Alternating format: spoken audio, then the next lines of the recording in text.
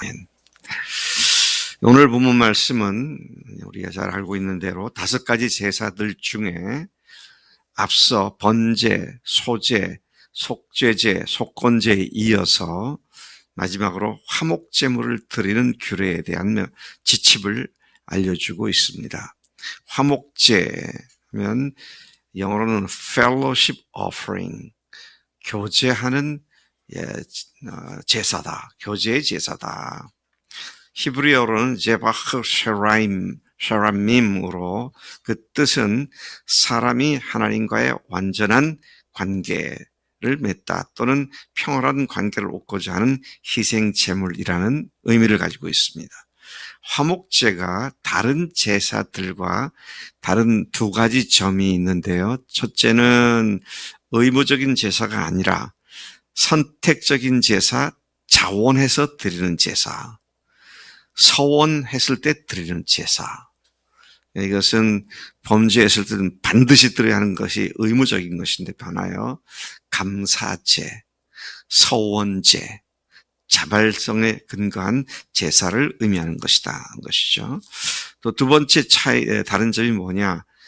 다른 제물들은 사람들이 같이 먹지 못하도록 되어 있고 제사장만 먹는다든지 그랬지만 화목제는 그 화목제물의 고기를 제사장만 아니라 제물을 바치는 사람도 먹을 수 있는 일종의 축제 제사였다. 그렇게 이야기를 할 수 있습니다. 이스라엘 백성 전체나 또는 어떤 개인이 자기 가족과 친구들과 함께 하나님께 드리는 제사로서 성경에서 번제 다음으로 자주 나오는 제사 명칭이 이 화목제입니다. 그만큼 이스라엘 사람들에게 친근한 그런 제사인 것을 우리가 알 수 있습니다. 제물로 바쳐진 짐승의 가장 값비싼 부분이 뭐냐? 그 기름입니다. 요즘은 이제 그런 말을 안 하지만 우리 어렸을 때 참 못 먹었을 때 그 사람은 기름진 음식을 먹고 번드르르하게 윤기가 흐르는 그런 삶을 사는 사람이다. 네, 기름을 가장 비싼 것으로 여겼던 시절이 있죠. 요즘은 기름을 다 제거하고 안 먹지만 그런데 하나님께 바쳐지는 기름을 우리 앞서서 본 바에 하면 뭐라 그랬습니까? 하나님의 음식이다. 그렇게도 표현을 해서 사람들이 일체 그것을 먹지 못하도록 금했던 것을 우리가 잘 알고 있습니다. 그리고 그 기름 조각들은 모두 번제단 위에서 제단에서 불살라 하나님께 드렸고 제사 드린 제사장이 자기에게 돌아올 몫을 고기 중에서 받은 뒤에 그리고 나머지 부분은 제사에 참석한 사람들, 회중들이 성전 안에서 먹는 것, 성소 안에서 먹는 것이 허용되어 있었다는 것이죠. 예로부터 유대인들은 오늘날도 마찬가지입니다만 말은 한 식탁에 앉아 식사하는 사람은 친한 사람이 하지 않으면 그렇게 하지 않습니다.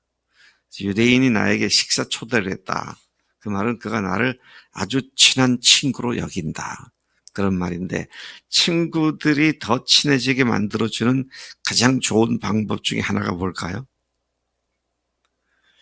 같이 밥 먹는 겁니다. 같이 밥 먹는 거예요. 그래서 제사를 드리고 그 제사에 드려진 짐승의 고기 부분들을 함께 같이 그 성소 안에서 성막 안에서 먹었다라는 사실을 우리가 여기서 보게 되죠. 오늘날도요, 그리스도인들이 자주 더 가까이 지내려면 같이 자주 식사를 해야 돼요. 이 코로나 때문에 우리가 식사하는 것이 굉장히 지금 제한되어 있는데 먹는 가운데 욕할 수 없잖아요. 싸우면서 먹을 수 없잖아요. 먹는 가운데 사랑이 오가고 정이 오가는 그런 교제 관계가 더 강화된다는 사실을 주목하게 됩니다. 그래서 아까 영어로 fellowship offering, fellowship 제사다. 그렇게 표현을 하기도 했죠. 자, 오늘 이 본문 11절부터 14절까지에서는 화목제물과 함께 화목제물 물건으로 드리는 빵과 과자. 자, 이것은 거제로 드리고 제사장들의 몫이 되게 하라. 그러니까 화목제로 제사 드리기 위해서 자원해서 온 사람들은 양이나 염소나 이런 짐승을 갖고 올 뿐만 아니라 빵을 굽거나 과자를 만들어서 그것을 함께 드림으로 말미암아 제사장이 그것들 중에 하나씩 갖고 온 것 중에 하나씩 상징적으로 그것을 태워서 제물을 바치고 나머지는 제사장 몫이 되는 그런 것을 얘기하고 있는데요. 감사함으로 감사 예물을 드리려면 거기에 기름 섞은 무교병, 누룩 없는 빵을 하죠. 기름 바른 무교전병, 고운 가루에 기름 섞어 구운 과자를 그 감사 제물과 함께 드려라. 13절에 보면 또한 유교병도, 유교병은 누룩이 들어가서 부푼 빵이죠. 화목 제물과 함께 예물로 드리되 각 예물을 하나씩 여호와께 거제로 드리고. 거제가 뭐죠? 네, 우리 안현자님이 정확하게 표현을 해주었는데 거수경례 그러죠. 거수하면 손을 든단 말입니다. 거수경례가 이렇게 하잖아요. 근데 거제하면은 제물을 들고 하나님께 이렇게 바치는 그런 의식을 거제라고 말을 합니다. 자, 그래서 이 거제로 드리게 되는 화목제물의 고기는 드리는 당일에 먹어라. 조금 남으면 그 이튿날까지 먹어도 된다마는 사흘까지 두면 안 된다. 사흘 지난 남은 고기를 먹는 것은 가증한 것이다. 그렇게 말씀하십니다. 그러니까 하나님께서 제사하는 방법을 이렇게 낱낱이 가르쳐 주십니다. 네. 뭐라고 가르쳐 주세요? 이틀 안에 다 먹으라는 겁니다. 그러니까 여러분 우리가 하나님께 예배하는 것도요. 예배하는 삶도 내 생각대로 내 마음대로 하면 안 돼요. 하나님이 기뻐하시는 방식대로 해야지 내 생각대로 해서 하나님으로 욕되게 하는 그런 일을 해서는 안 된다. 특별히 왜 고기를 사흘 동안 남겨두었다가 먹지 말라 그랬는가? 그때 당시에 냉장고가 있었습니까? 냉동고가 있었어요. 사흘을 놔두면 상하기 십상입니다. 뜨거운 사막의 열기에 부패하기가 십상이죠. 여러분도 어떻게 고기를 냉장고에서 꺼내가지고 냉동고에서 꺼내가지고 깜빡 잊고 이틀 동안 놔뒀다가 그거 먹습니까? 안 먹습니까? 상온에 놔뒀다가 안 먹죠. 왜 안 먹어요? 그 비싼 고기를? 이내 비싸잖아 고기가. 고기 잘 못 먹지. 왜 안 먹어? 왜 사흘 지나면 안 먹어? 상했을까봐. 그래서 이 본문을 잘 읽어보면 뭐라고 되어 있냐면요. 그게 가증한 것이다. 그런데 가증하다는 말은 부패하다. 냄새가 나다. 그 원어 의미가 그렇습니다. 냄새가 날 정도로 부패된 상황을 생각을 하면서 하나님께서 모세에게 사흘 동안 남겨둔 건 절대로 먹지 마라. 그걸 먹었다가 회막에서 먹었다가 병에 걸리거나 문제가 생기면 이게 이렇잖아요. 하나님께 드렸던 물건을 먹어서 그렇게 됐다 그러면 하나님께도 영광이 안 되고 예물을 드린 사람도 어려워지게 되고 그래서 전에 어떤 목사님이 총회장이 당선돼가지고 고맙다고 당선 감사 예배를 드리고 오신 손님들에게 식사를 잘 대접을 했어요. 근데 그때 몇백 명의 식사를 했는데 그 중에 정확하게는 통계를 모르지만 한 3분의 1이 다 배탈이 나가지고 난리가 났었던 적이 있어요.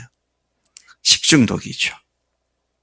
그러니까 그거 얻어먹은 사람들은 얼마나 또 그분에 대해서 좋지 않은 생각을 하겠느냐, 그렇죠. 근데 하나님께 바쳐진 물건을 먹어서 그렇게 됐다. 하나님께 영광이 아니라 욕이 될 수 있죠.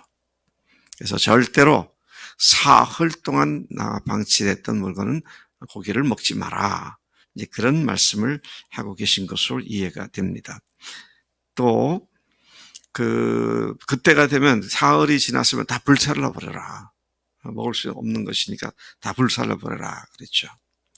조금만이라도 먹으면, 셋째 날 조금이라도 먹으면 하나님께서 기쁘시게 받아들이지 않을 것이며 그 예물을 드린 자에게도 예물답지 못하게 되고 오히려 가증한 것이 될 것이다. 그렇게 말씀을 하고 있는 것을 보게 됩니다. 하나님께서 이 문제를 매우 심각하게 다루신 것을 본문에서 우리가 알 수 있습니다. 참 제사, 하나님께 드리는 참 제사는 하나님의 말씀에 철저히 순종하는 데 있기 때문인 것이죠. 하나님께는 제물이 얼마나 신선한 것이냐 오래된 이게 문제가 아니잖아요. 하나님이 그걸 드시는 게 아니죠. 근데 문제는 드리는 사람 쪽에 있는 거잖아요.